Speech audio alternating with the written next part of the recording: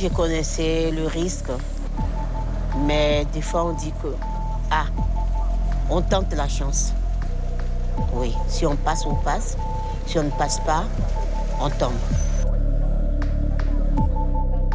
J'ai été fauchée. Je voudrais construire ma maison, retaper la maison qui coule abondamment sur moi. C'est au Suriname qu'on a fait connaissance. Et après, j'ai été incarcérée pendant 23 mois. Et j'ai reconnu ce que j'ai fait. J'ai dit que je ne savais pas que j'étais... Une mule. Ce mot, Madame Aquila ne le prononce jamais. Comme si le dire allait provoquer une catastrophe. Un mot tabou dans la communauté bouchininguée de Saint-Laurent-du-Maroni, où les recruteurs ont de nombreux réseaux. Quand on se retrouve incarcéré, on perd tout. On perd tout. Tes droits, tout. Ta famille, chez toi. Tu te retrouves dans un endroit isolé de ta famille et ça fait très mal. Surtout quand tu as 1 heure de promenade et tu sais qu'après 1 heure, je serai derrière le barreau.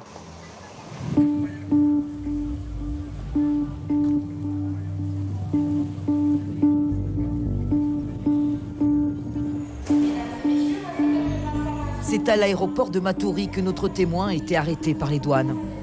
C'était en 2012. Une mule parmi des centaines d'autres. L'aéroport Félix Éboué, rebaptisé par les Guyanais Air Cocaïne. Ici, chaque jour, des voyageurs tentent le passage chargés de drogue. Destination Orly. Pour aider les douaniers, des chiens aux flair redoutables sont positionnés sur le tapis bagage. Alors, il est où ce jouet module? C'est l'endroit où on fait des saisies très très régulières et des grosses quantités. La semaine dernière notamment, on a fait dans 4 valises, on a fait 19 kilos. Donc ça montre bien que le chien constitue un apport vraiment essentiel, technique, pour faire des grosses saisies de cocaïne. Mais par le passé, on a fait jusqu'à 54 kilos. Et à chaque fois, c'est grâce à un marquage du chien. Les passeurs tentent par tous les moyens d'acheminer la cocaïne dans l'Hexagone. Très souvent, les mules l'ingèrent, espérant ainsi pouvoir passer à travers les contrôles des douaniers. Elle n'en a pas, hein? C'est vraiment de tout âge, ça part du mineur. Souvent, certains commencent mineurs, essayent de commencer mineurs, jusqu'aux personnes de 70 ans ou plus. Donc, et ce sont à la fois des hommes et des femmes. La semaine dernière encore, nous avions une femme enceinte de 6 mois, donc une grossesse déjà avancée, et qui avait aussi inséré, qui avait de la cocaïne dans ses bagages et qui en avait aussi incorporé, on va dire. Donc à ce niveau-là, il n'y a pas trop de, malheureusement, de limites. Ok, ça. Cet homme est très vite repéré par les douaniers. Un Néerlandais de 65 ans. La palpation confirmera les soupçons. Ok, cuisse mollet. Commence alors l'interrogatoire et la fouille minutieuse des bagages du voyageur. And how much do you have in quantity? 4 kilos. L'homme transportait près de 4 kilos de cocaïne qu'il avait dissimulé dans des sachets, scotchés sur ses cuisses et ses mollets. I show you. Okay. So it's blue, it's cocaine. Okay. Pour cette seule journée, les douanes de Guyane ont interpellé 3 mules. Un jour ordinaire. Une saisie sur la route dans un taxico à Saint-Laurent, environ 4 kilos. Ce soir, on a également 2 affaires à verser au crédit des 2 brigades qui ont travaillé à l'aéroport. La brigade de Cayenne, qui a pris une procédure d'une personne qui était en train d'expulser... Que mon versement de carte, normalement, s'est arrêté. Et c'était décembre, tu sais, c'est l'année des fêtes. Tu sais, tu peux acheter des choses, tu ne peux pas rester sans l'argent, comme ça.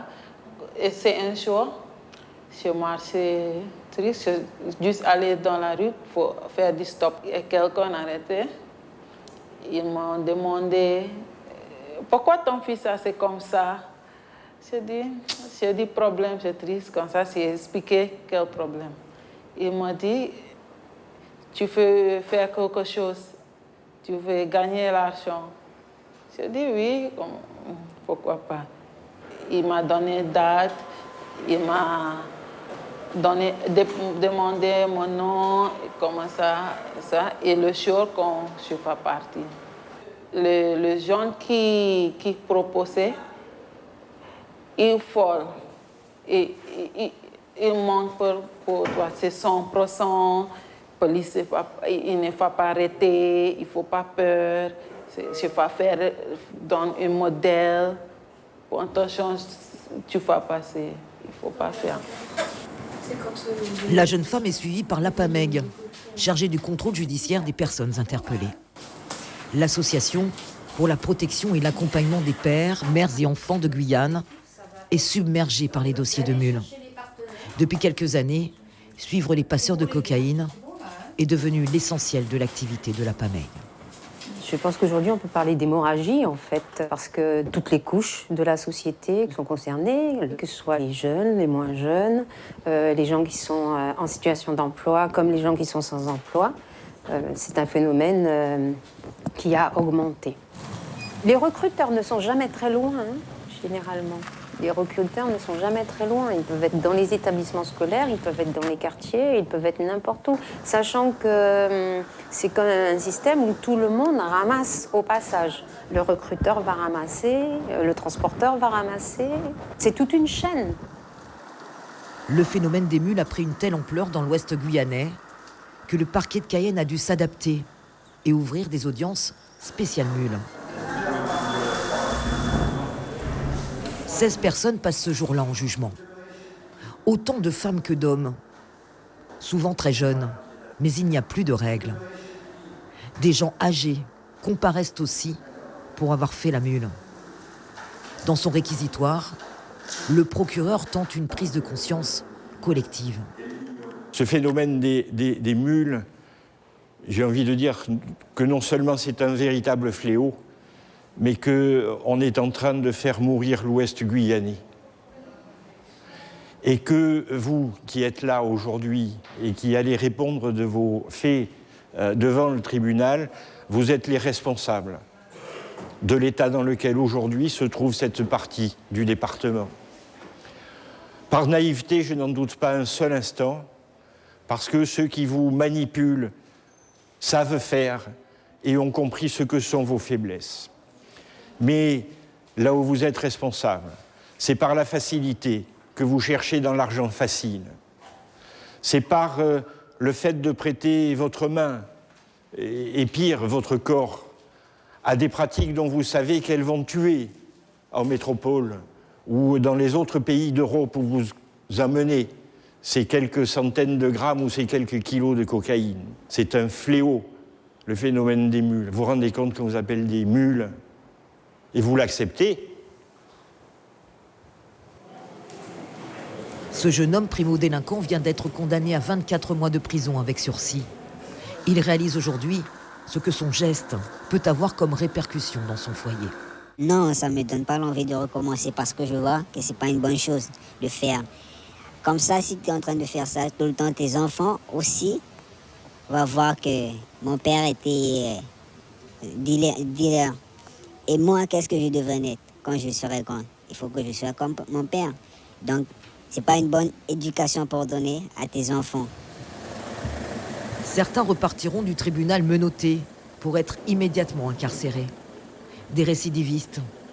Mais face au nombre d'arrestations, la justice prononce essentiellement du sursis ou un contrôle judiciaire.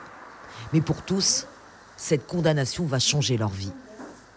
Casier judiciaire et amendes douanières se chiffreront à plusieurs dizaines de milliers d'euros. Cela a été le cas de Madame Aquila. 5 ans après sa sortie de prison, elle paye encore son erreur. Tout ce que j'avais sur mon compte, les douaniers ont tout ramassé. C'est dans leurs doigts. Ils m'ont laissé sans un sou. J'ai des enfants qui sont placés. Et ça me fait honte. Quand ils ont entendu, ça fait mal. J'ai élevé mes enfants J'ai décidé de ne pas toucher à la drogue. Mais c'est moi qui a touché en première. Et ça fait très mal. J'ai perdu mes droits. Être mule à Saint-Laurent est presque devenu un moyen comme un autre d'obtenir de l'argent facile. Beaucoup d'arrestations. Mais qu'en est-il de la prévention? Dans les écoles, pas de cours particuliers évoquant ce phénomène, qui touche pourtant beaucoup d'élèves. Le rectorat de Guyane nous a refusé l'entrée des établissements scolaires pour évoquer cette question. Malgré le nombre croissant de lycéens arrêtés pour trafic de stupéfiants, le sujet des mules reste confidentiel. Dans ma famille, c'est un tabou. On n'en parle pas. Et donc, les professeurs, généralement, ils nous disent ouais, parce qu'ils ont énormément d'élèves qui sont tombés dans le jeu et qui se sont fait arrêter à l'aéroport. Donc, ouais. La première fois, ça va un peu, mais deuxième, troisième, c'est facile. Des associations locales mènent des actions de leurs propres initiatives, comme ce film réalisé par des professeurs et des collégiens du village de Javoué. Hervé Chocron de l'atelier vidéo multimédia de Saint-Laurent a accompagné les élèves dans la réalisation de ce documentaire. Une action, mais aucune politique de prévention à grande échelle. On est encore en retard aux prémices, comme tu dis, notamment parce que je pense que les jeunes eux-mêmes, en fait, se retrouvent confrontés à ça bien avant que nous, on intervienne et qu'on leur en parle. Du coup, et c'est comme c'est des choses aussi qui se passent dans des cercles proches, d'amis, de famille, nous, on arrive comme ça avec nos films, avec nos infos, et je pense qu'on n'est pas encore assez bien équipés. Il y a une honte à avoir, à envoyer ses propres enfants, à sa propre famille à faire ça. Donc je pense qu'il y a un tabou. Il y a un tabou et c'est une chose à confronter. Réagir et prévenir le phénomène des mules. Voilà ce que réclament de plus en plus de citoyens face à cette hémorragie que connaît la Guyane. On fait un décompte assez bizarre. Hein. Aujourd'hui 19 kilos, demain 3 kilos, une saisie. Enfin, tous les jours, il y en a qui se font arrêter. Mais qu'est-ce qu'on en fait de ces jeunes-là après? Parce qu'ils sont pas bons. Ils vont sortir de prison. Ils ont quoi, 6 mois, 1 an? Donc voilà, il faut faire quelque chose pour ces jeunes-là. Aujourd'hui, on ne peut plus faire de campagne en disant oui, ça peut éclater dans votre ventre. C'est arrivé tellement rarement que ça ne marche plus du tout. Il faut que vous puissiez me répéter que la mule, eh bien, ça tue, ça brise les familles et ça malmène le pays. L'association Trop Violence se mobilise régulièrement pour tenter de convaincre les jeunes du danger de faire la mule. Meeting dans les quartiers où le chômage et la pauvreté sévissent. Des discours répétés à l'envi, mais qui semblent ne pas résonner dans le public, tel un écho perdu dans le vide. Ce qu'on aimerait faire passer aux jeunes comme message, c'est que il n'y a pas d'avenir en fait. Il n'y a pas d'avenir, il n'y a pas de long terme dans le trafic de drogue ou dans le transport de drogue comme le font les mules. Et donc aujourd'hui, comme l'État n'a pas décidé d'investir dans la prévention ou dans l'accompagnement de nos jeunes, soit au travers d'emplois ou autre chose, qu'ils ont décidé de les arrêter. Donc il l'a dit, hein, le secrétaire d'État, plus de contrôle en France ou à Cayenne. Donc nous, aujourd'hui, on aimerait leur faire comprendre qu'il n'y a pas d'avenir dans ce métier et qu'il faut arrêter et qu'on n'aimerait pas les voir aller en prison. Des citoyens réunis pour tenter de trouver une issue à cette crise. Tous inquiets devant l'explosion de la délinquance et du nombre de jeunes tombés pour avoir fait la mule. Les idées des uns et des autres fusent. Pas de miracle, mais des actions citoyennes. Notre idée, ce n'est pas aller et faire de la prévention comme c'est déterminé dans des documents ou dans des études faites. Nous, on veut aller et être à l'écoute, savoir pourquoi, et que ça sorte de la bouche de ces jeunes-là, qu'ils nous disent, eux, pourquoi est-ce qu'ils sont plus sensibles à tomber dans la délinquance que d'autres personnes. Et qu'est-ce que nous, on pourrait mettre en place, qu'est-ce qui pourrait être fait pour qu'ils puissent sortir de ça. Il faut que ça vienne d'eux, justement. Ce n'est pas à nous d'aller et de mettre des choses bam, bam, bam, et de se dire qu'automatiquement, au contraire, on va les faire fuir. On veut au contraire qu'eux, ils viennent à nous et qu'ils nous disent les choses et qu'on fasse comme ils voient. Le contexte économique facilite le passage à l'acte. Les familles vivent des prestations sociales et la commune doit faire face à une pression démographique spectaculaire qui ne cesse d'augmenter. Depuis 25 ans, la ville de Saint-Laurent a connu une progression de 392% d'élèves en plus. Aujourd'hui, un tiers de la population de la commune est à l'école. Difficile dans ces conditions de mettre en place des actions de prévention ou de formation, tant il y a déjà à faire pour combler l'urgence. Les jeunes, lorsqu'ils sortent et qu'ils arrivent à avoir un diplôme, ils pourraient poursuivre. Tous ne peuvent pas se rendre ou à Cayenne ou à l'extérieur, puisque les parents n'ont pas les moyens extensibles, puisque le seuil de pauvreté, il faut le savoir, est quand même très faible. Et donc, le seuil est vraiment... Beaucoup de familles sont en dessous du seuil de pauvreté à Saint-Laurent-du-Maroni. Donc, il est important pour nous que ces jeunes puissent rester sur place, avoir des formations qualifiantes, des formations certifiantes et qu'ils puissent continuer. Mais il faut que ça avance plus vite parce que la démographie est galopante et que le temps de l'institution et le temps de l'administration n'est pas le temps de la vie. 5400 personnes sont inscrites au Pôle emploi de Saint-Laurent-du-Maroni. Mais sans qualification, pas de travail ici. Les emplois qui ne requièrent pas de diplôme sont déjà pris par les plus anciens. Alors les demandes sont beaucoup du fait de faible niveau de qualification, beaucoup pour tout ce qui est entretien des locaux. Et c'est vrai que nous travaillons justement avec ces profils-là pour développer leurs compétences et effectivement élargir leurs horizons professionnels. La mission locale est l'un des rares organismes de Saint-Laurent à pouvoir aider les jeunes à trouver un emploi ou une formation. Et là encore, beaucoup de difficultés.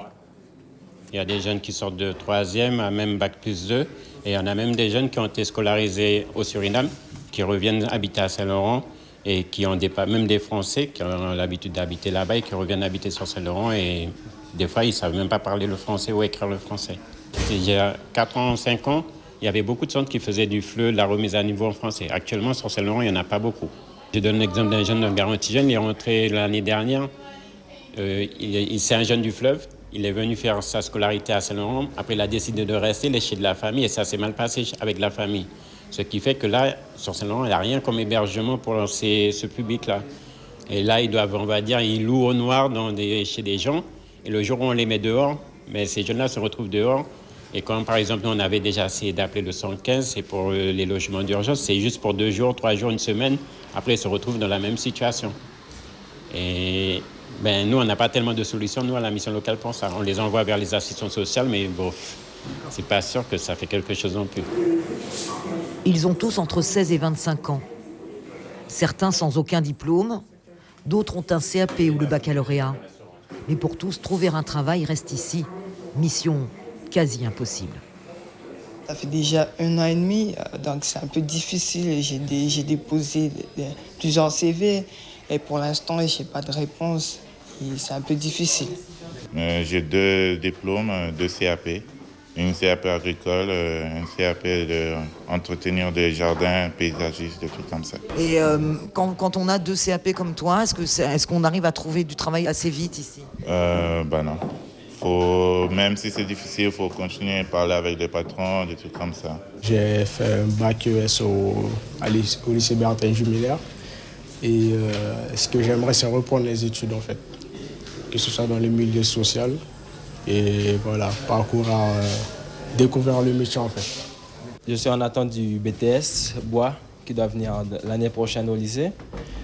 Alors, j'ai décidé de m'inscrire aux missions locales pour m'aider à faire des CV, des entretiens et beaucoup d'autres choses. Je compte sur eux. C'est difficile parce qu'à Saint-Laurent, ici, il n'y a pas beaucoup d'entreprises pour les jeunes. Et c'est pour ça qu'aujourd'hui, il y a beaucoup de délinquance à Saint-Laurent parce que, en fait, comme il n'y a pas d'entreprise, il y a des jeunes qui font du n'importe quoi, qui partent en métropole avec, vous savez déjà, c'est pour ça. Partir pour aller se former ou travailler à Cayenne ou dans l'Hexagone. Certains en rêvent, mais doivent y renoncer. Les frais de transport ou de logement restent d'énormes freins pour ces jeunes, issus de familles nombreuses. Dans mon secteur bois, au fil des années, il y a beaucoup d'entreprises qui mettent la clé sur la porte. Et on est obligé de partir sur Cayenne, mais on n'a pas assez d'aide, que ce soit financière, le transport et beaucoup d'autres ressources. Je voudrais faire présentateur d'émissions de télé. Je voudrais continuer aussi de la charpente parce que j'ai une CAP charpente. Et je vais aussi faire de la gestion comptabilité. Je vais développer tout ça en fait. C'est beaucoup de freins parce que j'ai pas de famille à Cayenne. Et pour aller aux métropoles, ce sera un petit peu difficile parce que j'ai des problèmes de papier en ce moment que je dois régler. T'es pas en règle? Je suis pas en règle. Comme beaucoup d'ici. Comme beaucoup d'ici, voilà. Quand faute de travail et de projet, être mule devient l'une des rares perspectives d'obtenir de l'argent. Quand les grands frères ou les grandes sœurs arborent les richesses du voyage. Et quand les mères ou les grands-mères le font aussi, toute la communauté part en éclats. Je demande aux jeunes de trouver autre chose à faire. S'ils peuvent continuer les études, oui, de continuer, de se battre, parce que tu n'auras pas la vie que tu avais avant. Oui.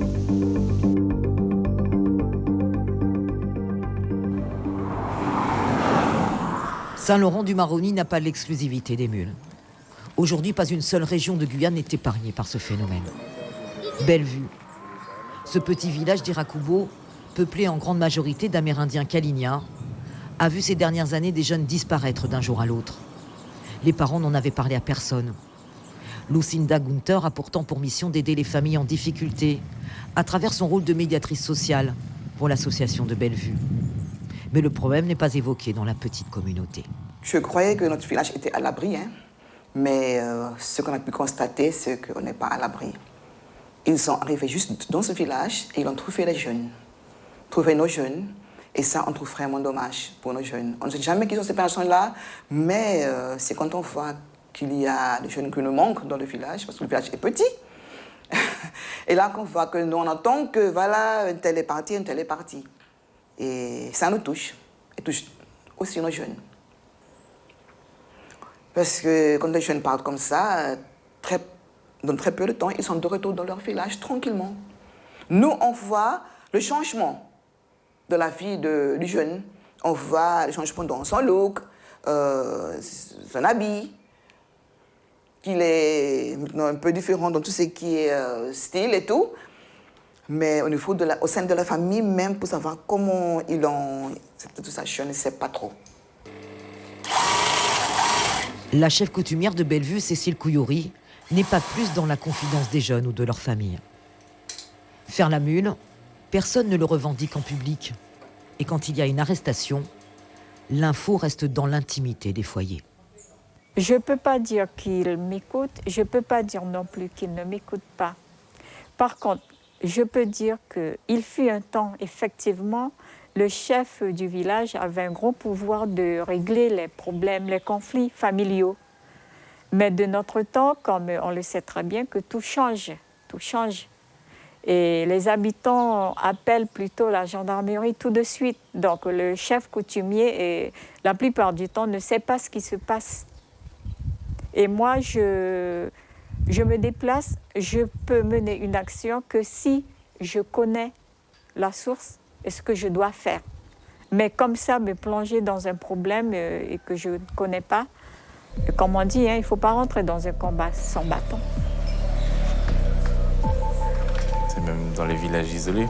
Sur le Haut-Yapok ou le Haut-Maroni, il y a beaucoup de jeunes qui font la mule maintenant et qui sont aujourd'hui en prison. Donc je pense que la réflexion doit être menée vers l'après.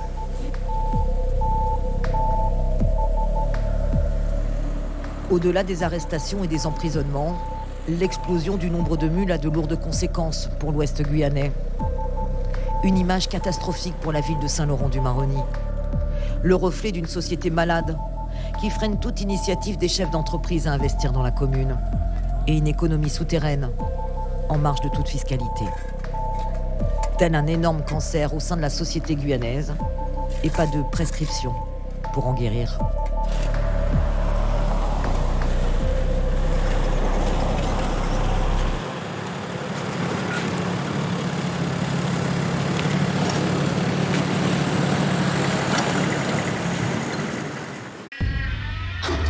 Suivez l'info sur Guyana Première, télé, radio et internet.